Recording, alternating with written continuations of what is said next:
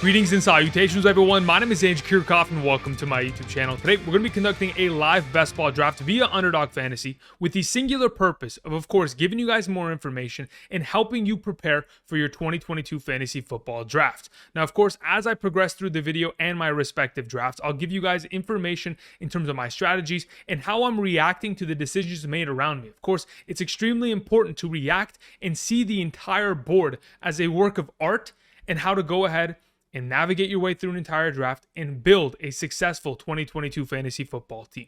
Now, before we begin today's episode, I of course want to thank you guys for the incredible support. You guys have been far too kind in the comment section, of course, smashing the like button down below and sharing my content. I know it's difficult to share with others in your own respective leagues, but I do appreciate when you guys do so. Again, for those of you who are trying to gain an advantage on your own respective fantasy league mates and trying to help yourself win a 2022 fantasy football championship, be sure to subscribe to the channel. We're making fantasy football content on the daily for the entirety of the 2022 season. All right, so let's get into today's content. Of course, we're talking about a best ball draft that I will be conducting in just some time here. But what I wanted to go ahead and first and foremost do is kind of introduce the idea of a best ball draft for those of you who aren't familiar and give you a little bit of context before I draft, because it may give you a little bit more insight as to why exactly I'm particularly trying to execute a certain strategy, regardless of where I am selecting, whether it's 1 through 12. Now, let's go ahead and start off by giving a little bit of information regarding what exactly a best ball draft is and kind of setting the parameters. Via Underdog Fantasy, their best ball drafts are 12 team leagues, 18 roster spots on each team, consisting of 1 starting quarterback, 2 starting running backs, 3 starting wide receivers, starting tight end, flex, and 10 bench spots. But after you draft your team and all 18 rounds in this half PPR draft have concluded, you are never touching this roster ever again. The way the best ball leagues work is that they will automatically start the highest scoring player on your roster in the given available spot. So if you've got 3 quarterbacks, whoever ends up scoring the most in week 1 will be the starter for that week, and it will continue on for 14 weeks. After the regular season has concluded, then you will potentially advance towards the playoffs and get your way towards the prizes that you can see to the right of me. Again, this is a giant tournament, whether it is Best Ball Mania 3, the Puppy 3, the Dalmatian, the Pomeranian. There are a plenty of different tournaments via Underdog Fantasy that are all in best ball format. Now, the reason why I continue to preach as to why you should be drafting in these tournaments, number one, of course, it's extremely competitive. It is going to give you experience in terms of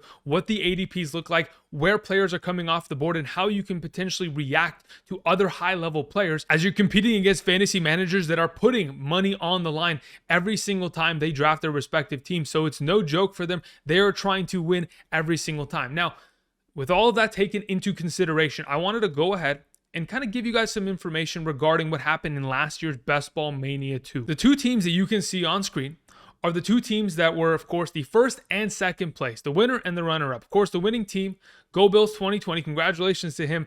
Giant prize pool, ended up securing the bag literally. Ended up doing so with said team. Jonathan Taylor in the first, followed by Aaron Jones, Amari Cooper, Jamar Chase, Josh Allen, Chase Claypool. As you can just kind of look through the team, Jonathan Taylor was the number 1 at his position. Jamar Chase, top wide receiver. Josh Allen, number 1 at his position. And then you look at the rest of these players. Okay, Aaron Jones still was an RB1. Amari Cooper certainly didn't deliver on the value. Neither did guys like Chase Claypool. Tyler Boyd, I guess, was a top 36 wide receiver. We'll take it. Noah Fant ended up having himself a top 12 year, was literally the number 12 tight end in a half PPR. Damian Harris had an explosion of a season.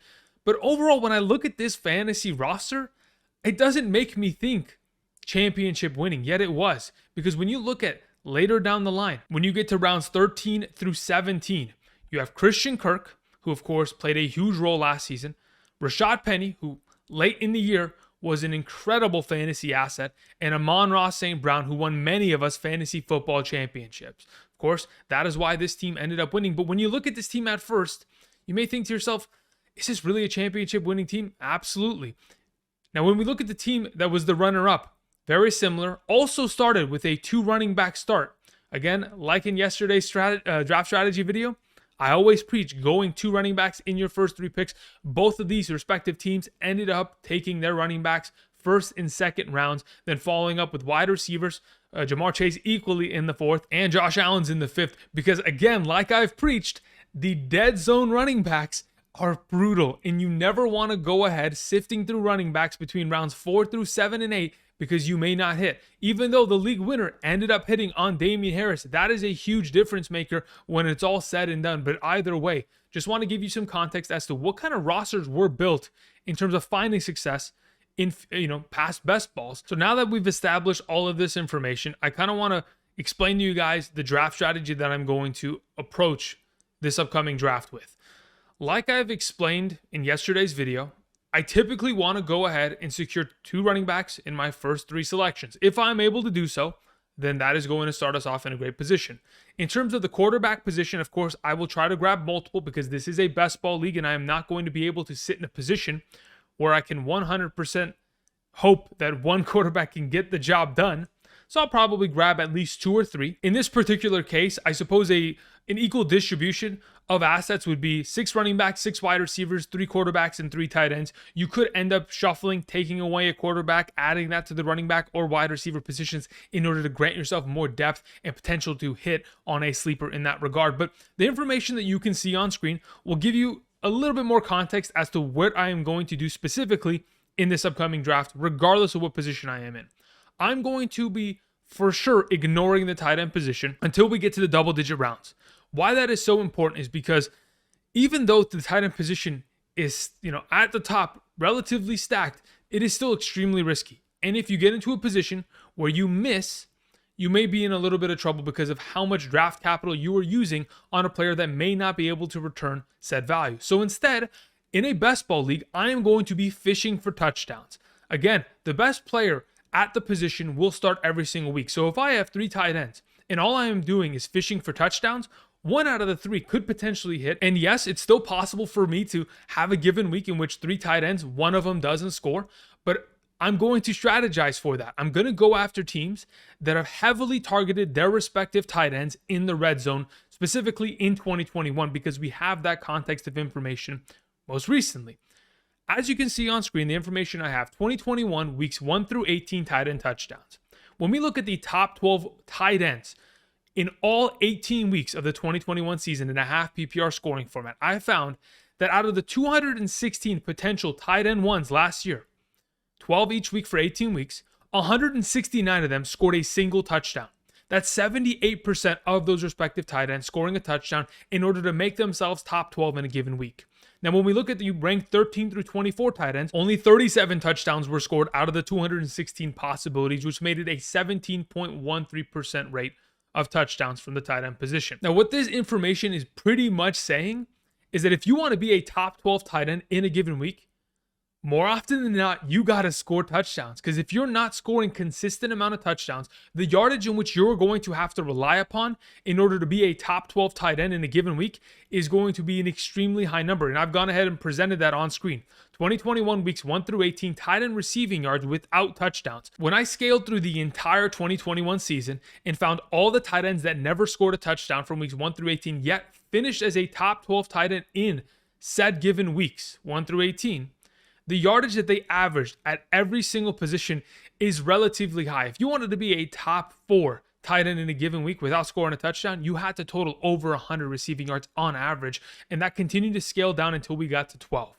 So again, I'm fishing for tight ends that are going to have high upside for touchdowns, and I'm going to ignore them in the beginning in order to make sure that I have far more depth at running back, wide receiver, and grab a stud quarterback. Now, as you can see on the screen behind me, I have the results for the draft that I just conducted. I was given the number 9 overall position. This was via a underdog puppy draft. It's a $5 entry, 30-second pick timer. Went through this relatively quickly with 11 other random people and found myself, in my opinion, a lot of success. And I'm going to go ahead and give you guys more context as to the decision-making processes and why I specifically chose players for the entire 18-round draft. But again, for those of you who are interested in participating in an upcoming puppy draft, be sure to go ahead and check that out today. Again, if you use promo code Andrew today or the link down in the description, Underdog Fantasy is willing to match up to $100 of your first deposit. Again, the amount of puppy drafts you can end up, pursuing just in this upcoming week.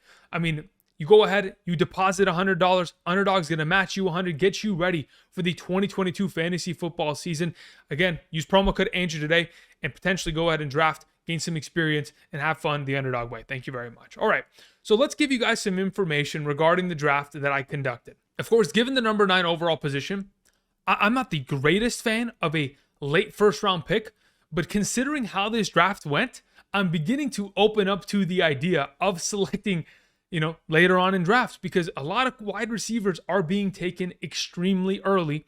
And this gives me a lot of hope that I can grab my 2 stud running backs and find a lot of success. So with the number 9 overall position in this draft, I end up sitting there and looking at who's available on the board. Well, it's Derrick Henry, my number 3 overall running back in my rankings. There's no decision to be made there. That is an automatic. So my immediate train of thought goes to, what am I doing with my second round selection? Am I drafting a running back, or am I committing to another position? Perhaps if Travis Kelce's to fall to me, do I grab him? Do I go with Mark Andrews? Do I go with a stud wide receiver if one is open? Now, as all those thoughts flooded my mind, the fog began to dissipate and I saw clearly.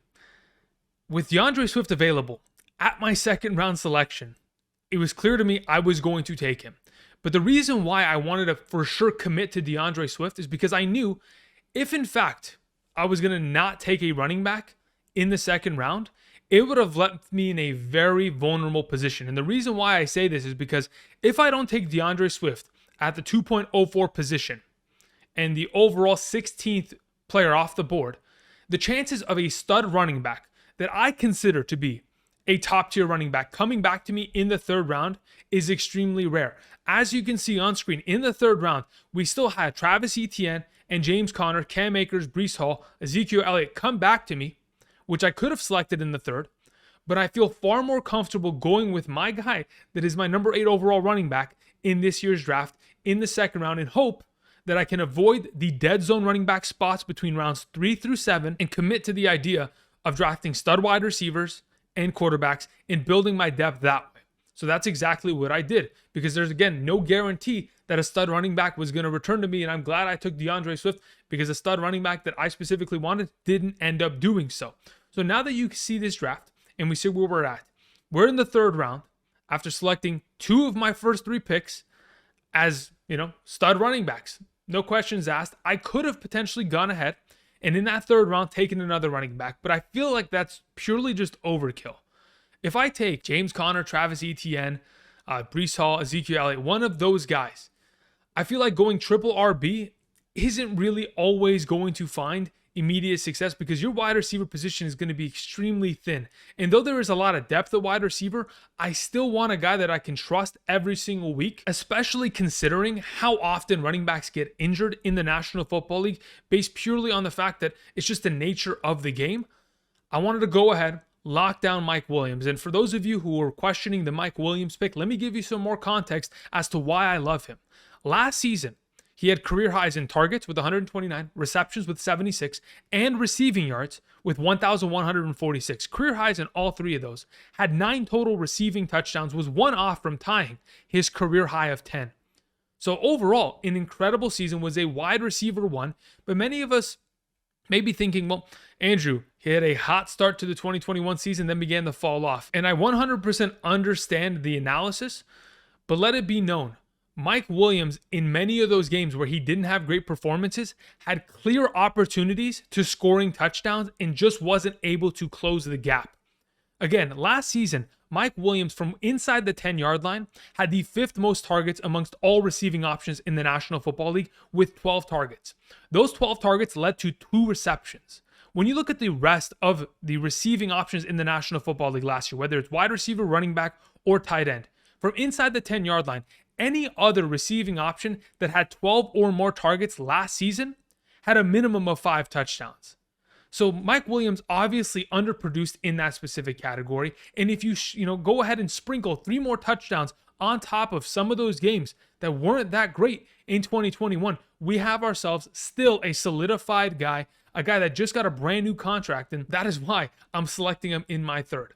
Now, as I take a wide receiver in my third, I'm thinking, all right, where am I going as the running backs come off the board? I'm not too worried about that because I've already addressed that running back position. I'm thinking I'm either going wide receiver or I'm going quarterback, because I've already committed to the idea that I'm taking late tight ends. So the idea of even a tight end like Waller, Kittle, Dalton Schultz, not even in my mind at this point, because I've already committed prior to even coming into this draft, because I know I'm fishing for touchdowns. So as we've gotten to this position, I see Justin Herbert's available. Now, had Josh Allen been available there, of course, he would have been taken by me. But my number 2 quarterback is now available. And not only that, the prospect of grabbing the stack between Herbert and Mike Williams has presented itself to me. And I think to myself, well, what better opportune time than to take a stud quarterback? Because the wide receivers that are still left on the board are aplenty. And they're going to come back to me, and I'll still be able to find a lot of depth in the respective 5th and 6th rounds at the wide receiver position. So I secured that overall stack between Mike Williams, who just got paid, and his stud, franchise quarterback, Justin Herbert, who's of course associated and the leader of a top tier NFL offense. Last season, they were number 3 in passing attempts with 674. They were number 4 in total offensive yards with 6,634. And they were the number 2 scoring offense in the National Football League with 56 total offensive touchdowns, only second to Tom Brady's Tampa Bay Buccaneers. So again, Justin Herbert, pretty good selection. I'll take the number 2 quarterback that is currently on the board. And as we progress, the draft will go down and it'll finally return to me in the 5th round.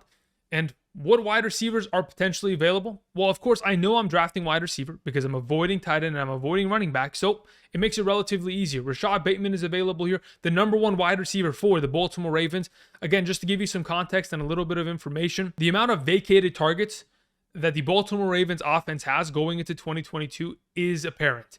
Of course, that is why Mark Andrews has a lot of value, and that is why Rashad Bateman should be able to step in and find a lot of fantasy success.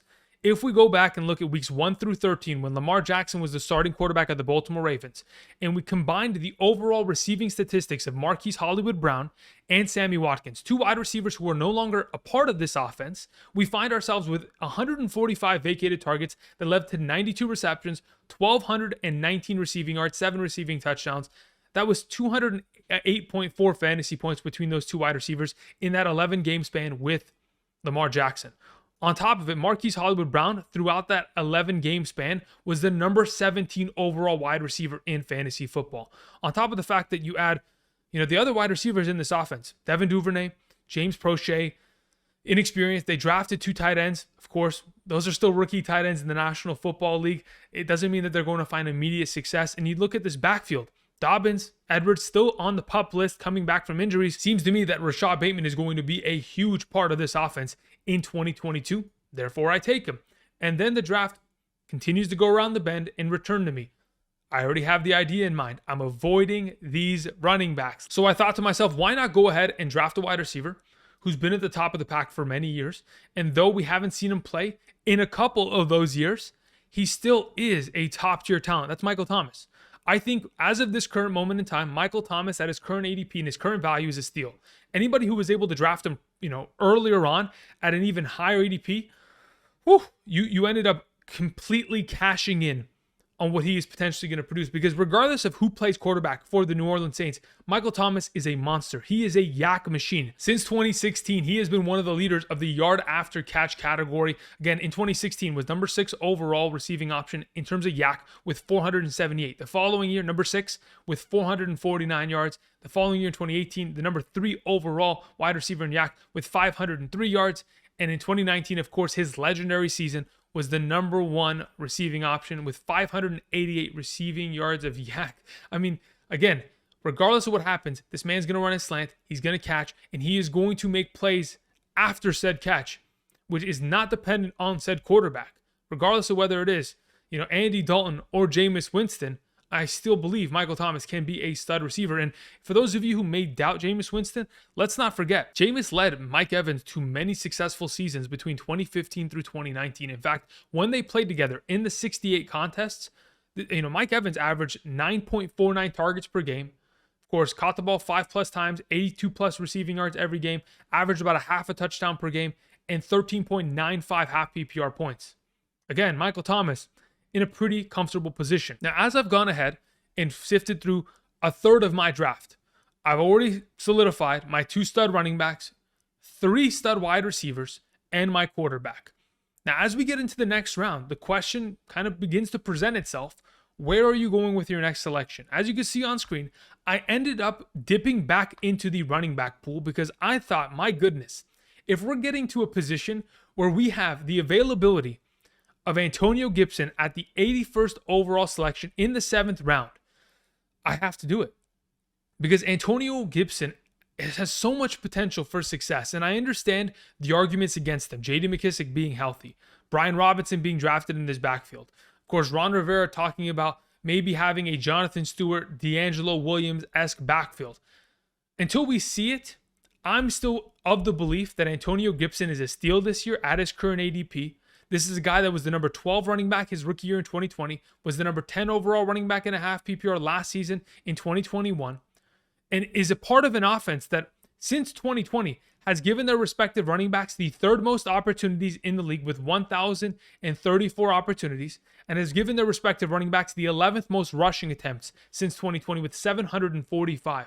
We're talking about a guy that is going to still be the leading running back in a run-first offense who is going to get the goal line touches and is, of course, a bell cow. I mean, between weeks 10 through 18 of last year, it's a running back who is averaging 22 and a half opportunities per game. They know they can trust him with the ball, and I think we can trust him as a third running back on our respective roster after a Derrick Henry and a DeAndre Swift. So now that I've made my running back selection here, we have to continue to scroll down the screen and present more of the selections that we've had going forward. Now, as I've addressed the running back position there, I'll continue to address said position because I still want to have at least 6 running backs by the end of this draft, 6 wide receivers, 3 tight ends, 3 quarterbacks, if I potentially can. So with my next selection, I'm looking for potential upside. When I looked at those league-winning teams that they had, Amon-Ra St. Brown, they had guys that completely went off out of nowhere. The player that came to my mind at this current position was drafting Treylon Burks. I understand that there's a little bit of hype around Robert Woods and his potential, but again, we have to remember he is coming off of an ACL injury, and he is an older wide receiver. And though I love me some Bobby Trees, Treylon Burks is pretty much the successor of A.J. Brown in this offense. He's supposed to replace him. I mean, size, speed, 6'2", 225 pounds, 4'5", 40, which again, could very easily fit into this role. And we're talking about A.J. Brown's role when he was with the Titans, with Ryan Tannehill under center. Anytime he was targeted 6 or more times in his career with the Tennessee Titans, the guy was averaging 16.15 fantasy points per game. That level of contribution from just little opportunities like 6+ targets speaks volumes. So if you can get a player in that range, who in my opinion, Treylon Burks, yes, is a rookie, but can certainly take over in an offense that is in desperate need of receiving options, I think is a great overall pick there. Now, as the draft will go down and around, some of the running backs that I was hoping could have potentially returned to me. For example, Damian Harris, Melvin Gordon, guys that are right next to my bald head over here. I was hoping maybe they could return to me. Unfortunately, did not, but that's not a big deal. We go ahead, we address the next selection by taking Kenneth Walker. I want another rookie player that has extremely high upside in an offense that, of course, Pete Carroll wants to continue to run the ball, who their starting quarterbacks are going to be either Geno Smith or Drew Lock. They're going to obviously run the ball. I mean, their first 2 selections of the 2022 NFL draft were offensive linemen, left tackle and right tackle. So they're obviously going to look to run the ball. And when I think about Kenneth Walker, his measurables, what he accomplished in college, he is an elite level talent. And who he has to go ahead and potentially beat with Chris Carson now retired is Rashad Penny, a guy that as of the last 4 seasons, 2018 through 2021, has dealt with a broken finger, knee injuries, hamstring injuries, ACLs, calf strains, hamstring strains, even as far as just in 2021 prior to his, emergence in the fantasy playoffs. This guy has really only produced 8 meaningful games in his NFL career in 4 seasons. That says a lot about Rashad Penny and his potential availability, which is why I want to go ahead and invest in a Kenneth Walker as my 4th running back on this team. Now, as the draft continued to go, I looked at the running back and wide receiver positions and thought to myself, well, I could go back into the wide receiver position, though I already have established 4 studs. Let me go ahead and just take another running back. Let me go for my 5th running back. A guy like Cordero Patterson, all the way in my 10th round pick. I mean, that in itself is surprising to see how far he has dropped. But hey, I consider it a steal, especially in a league in which I don't need him to start every week. He just needs to have those breakout performances like I know he will have.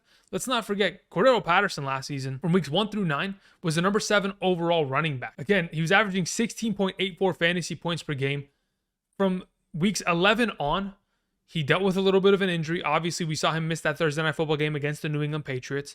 And then he also had an extremely tough strength of schedule late in the season in which he had to take on Tampa Bay, San Francisco, Buffalo, and New Orleans in 4 out of the last 7 games. Yet he still finished as the number 9 overall back in fantasy. And they re-signed him to another contract because they know how pivotal he is to this offense. Now that I've already gone ahead, selected my stud quarterback, 5 running backs, and 4 wide receivers, I'll go back into the wide receiver position and kind of jump back into that conversation. Julio Jones. Is Julio Jones out of gas? Does he have anything left in the tank? That is always the question. For me, drafting him at this point, listen, if I can get 2 good revenge games against Atlanta out of him, I'd be pretty happy. I'm just kidding. But in reality, I still think there's a lot of fuel left in the tank for him. I think the injuries that have plagued him as of late plague every older wide receiver. But eventually, when you pair him with Tom Brady, there might be that Florida weather that just makes him feel good enough to play majority of a season and find a lot of success, considering how much of this offense is so pass heavy in Tampa Bay. Again, they're the number 1 passing offense. They had 700 plus passing attempts. Tom Brady had a career high in passing attempts last year and completions. Of course, Julio Jones is going to be littered with targets based on his talent and the opportunities that will be available. After we grab Julio Jones, it's a matter of addressing the quarterback position once again. I thought about potentially getting Deshaun Watson because I knew that I wanted to go ahead and I wanted to take David Njoku a couple rounds later. So instead, I'm left with Tua Tagovailoa. Perfectly happy there. Because again, when you look at Tua Tagovailoa's first 16 starts in the National Football League, this is a guy that in those 16 starts produced 3,800 passing yards, 24 passing touchdowns, 187 rushing yards, and 5 rushing touchdowns. Again, that's 29 touchdowns in his first 16 starts.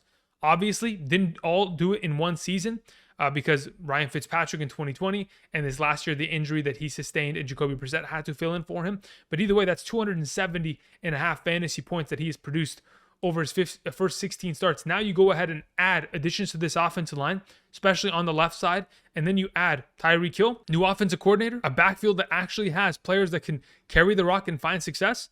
It's looking like Tua could be a great pick here as my second quarterback, just in case, I guess Justin Herbert wants to take a week off, take a bye week. He's perfectly defined to do so because, I have Tua to back him up. And now we get to the position of where I start to completely invest in tight ends. David Njoku is the first tight end that I wanted to take. I took him a little bit ahead of ADP because I'm really bought in on him. Last season, the Cleveland Browns targeted their tight ends 25 times in the red zone. That's the 4th most amongst all teams in the National Football League. On top of the fact that Austin Hooper is no longer a part of this team. He was cut and he signed with the Tennessee Titans. Again, Jacoby Brissett for 6 games, Deshaun Watson for the rest of the year. You look at the contributions that their tight ends have had over the years and how much utilization they've used with their respective tight ends, whether it's Jacoby Brissett last year with Mike Gesicki or in seasons past with the Indianapolis Colts with Jack Doyle. And we look at what Watson was able to do with Jordan Akins and, of course, Darren Fells with the Houston Texans. Those guys were producing great numbers despite not being consistent because it was going back and forth. Now that you have a primary set target with a guy like David Njoku and the Browns, who had the 6th most tight end targets last season with 142, sky's limit for David Njoku. Then I go ahead, follow this round up, address the tight end position again because it is a position of need. Los Angeles Rams last season, 20 targets in the red zone to their respective tight ends, tied for 12th in the National Football League.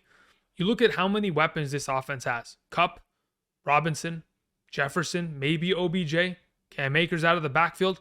Tyler Higbee is going to find himself a lot of opportunity down in that red zone and will hopefully be able to deliver a little bit more than 5 touchdowns like he did last season. In the 15th round of my draft, I had the genius idea of taking Will Fuller. I was like, man, the Cleveland Browns could use him, and so could the Dallas Cowboys. The Dallas Cowboys, of course, James Washington went down with an injury. We have CeeDee Lamb, Dalton Schultz, Jalen Tolbert. That is their receiving core until we see Mike Gallup return. So I thought to myself, why not Will Fuller? Now, despite all my instincts pointing towards taking Fuller, I think to myself, all right, what's more guaranteed? Will Fuller being a stud wide receiver and not getting hurt in a given year, or Clyde Edwards-Helaire getting injured? Because the potential of CEH going down with another injury in the 3rd year of his career is definitely possible. And the amount of success that Jerick McKinnon found in the NFL playoffs last year, I mean, in those 3 games, the guy was averaging 14.83 fantasy points per game. They want to use Jerick McKinnon in this offense. He's rotating within the first team at training camp. Seemed to me like a good idea, so I took Jerick McKinnon. I definitely risked the potential of Will Fuller not returning to me, and that's exactly what happened. He didn't return to me, so then I go ahead, and I'm thinking to myself, well, let's just go ahead and take Austin Hooper. The Tennessee Titans in 2021 targeted their tight ends 21 times in the red zone. That tied for 8th most in the National Football League. Of course, prior to Jonnu Smith's absence in 2021. In 2020, Ryan Tannehill littered targets to the tight end position. In fact, targeted the tight end position 29% of his overall attempts. That is an extremely high level. The offensive coordinator is a former tight ends coach. There's a reason why they brought in Austin Hooper. They need that. We'll go ahead and add another Tennessee Titan to our roster and hope, maybe just maybe, they can find some success this season. And I'm fully aware that's 3 Tennessee Titans I have. I have Derrick Henry, I have Treylon Burks, and I have Austin Hooper. Again, they were the best team in the AFC last year. They could very easily return to that form and do it with a lot of style and putting up a lot of points in 2022. Do not count them out despite their lackluster performance offensively in the playoffs last year. With my final 2 selections, not getting Will Fuller, I was already tilted. I began to make rash decisions. I thought, all right, let me go ahead. Let me invest back into the Cleveland Browns offense. Let's grab Donovan Peoples-Jones. He is a bigger wide receiver on the outside that could make plays and score some touchdowns. And I also took Kenyon Drake, who could potentially end up being the James White of this respective Las Vegas Raiders offense. Overall, that was my thought process for this given draft and what I was specifically looking for and how I wanted to execute it. Now, as you can see on screen, I've gone ahead and blown up the picks that I've made, 1 through 18. Of course, the first 6 selections, Derrick Henry through Michael Thomas. Pretty good start. I really think as soon as we get to the point of getting Cordero Patterson, in my opinion, I've stolen Michael Thomas, Antonio Gibson, and Patterson at pretty good values. As long as one of those players between Antonio Gibson and Cordero Patterson, Kenneth Walker, can find success on a weekly basis, they will join Derrick Henry and DeAndre Swift in this respective best ball start and get me the valid points that I need. Outside of that, I'm fishing for touchdowns. I've done that with the 3 tight ends I grabbed. I have 2 stud quarterbacks in my opinion and a plethora of wide receivers that hopefully will meet their upside. And maybe, just maybe, Julio Jones comes out of nowhere and surprises some people. All right, well, that just about wraps everything up for me. I want to thank you guys for watching. Of course, if you have not yet already, be sure to subscribe. We're making fantasy football content for the entirety of the 2022 season. For those of you interested, signing up for Underdog Fantasy and, of course, participating in some puppy drafts in the coming days, Best Ball Mania 3, be sure to do so. Do not forget to use promo code Andrew or use the link down in the description.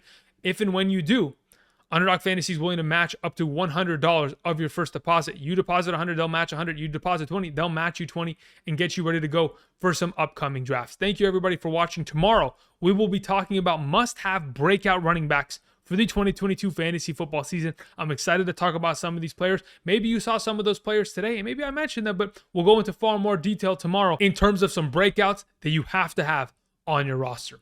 Until next time, thank you, everybody, for watching, and I'll see you guys. Peace.